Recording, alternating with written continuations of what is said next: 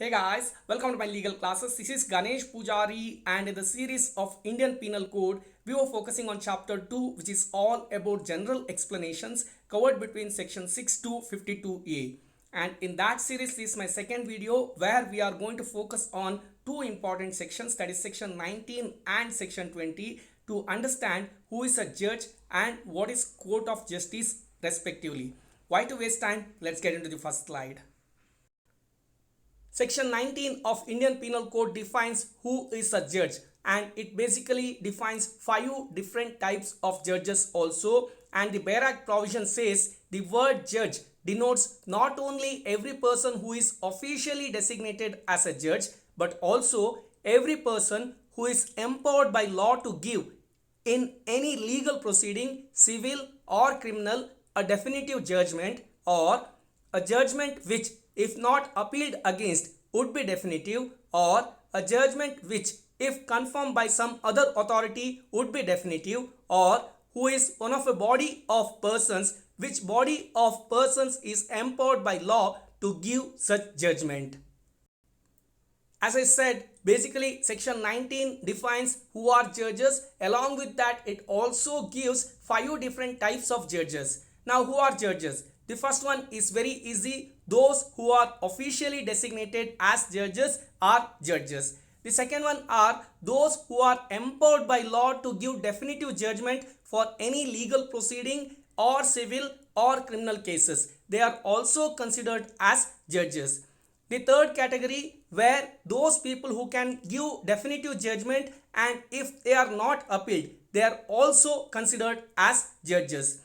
The fourth one, a person whose judgment will be definitive if confirmed by some other authority. Here what happens? He will give the judgment, but that needs to be confirmed by some authority, and those are also considered as judges. Last one among body of persons to which law has empowered to give judgment. Now, to that body of persons law has given or law has empowered to give judgment, and one among them is giving judgment, and those one person is also considered as judges, which is what we have to understand from section 19. Now, that's not the end. We have 4 beautiful illustrations which we will discuss and understand in my next slide.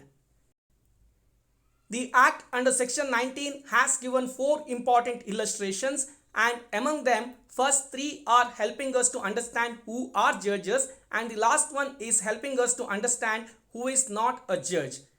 The first one says a collector exercising jurisdiction in a suit under Act 10 of 1859 is a judge. Now, see the beauty of this illustration or any illustration. They are saying who is the person and from which law they are getting this authority. Both are very clearly defined. Now, a collector is a judge as under Act 10 of 1859 if he is having jurisdiction in any suit. Now, those are the important aspect we need to observe. It is not automatic. Some law has given such power to some person, and that person becomes judge. Likewise, in the second illustration, a magistrate who is exercising and giving any sentence to fine or imprisonment, which can be with or without appeal, is also considered as judge. Now, the third one, a member of a panchayat which has a power under regulation 8 1816 of the Madras Code is also judge. Again, see the beauty here. A person who is having the authority is mentioned, and which law is giving him such authority is also mentioned, and that's how he becomes a judge. And the last one says a magistrate exercising jurisdiction in respect of a charge on which he has power only to commit for trial to another court is not a judge. Now, here he is not having authority like illustration B. So, his powers are very limited. So, he is not a judge, which is what very clearly explained under illustration D. I hope section 19 is very clear.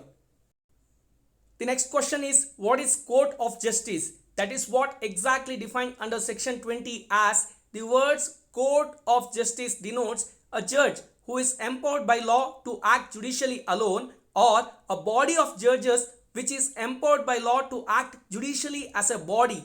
When such judge or body of judges is acting judicially, that is known as court of justice. Here there may be one single judge or there may be body of judges. When they are acting according to, now we have understood section 19 and it is the continuation of section 19. Here the act is coming and that act wherever is happening, that is known as court of justice. Here too we have one simple illustration which says a panchayat acting under regulation 7/1816 of the Madras Code having power to try and determine suits is a court of justice. I think while reading illustration C of section 19, I felt I read it as regulation 8. It is not regulation 8, it is regulation 7/1816 of the Madras Code. Now see the beauty of court of justice. Under section 19, we understood who are all judges. Now it may be a collector or it may be a member of panchayat. All of them are considered as judges under different acts.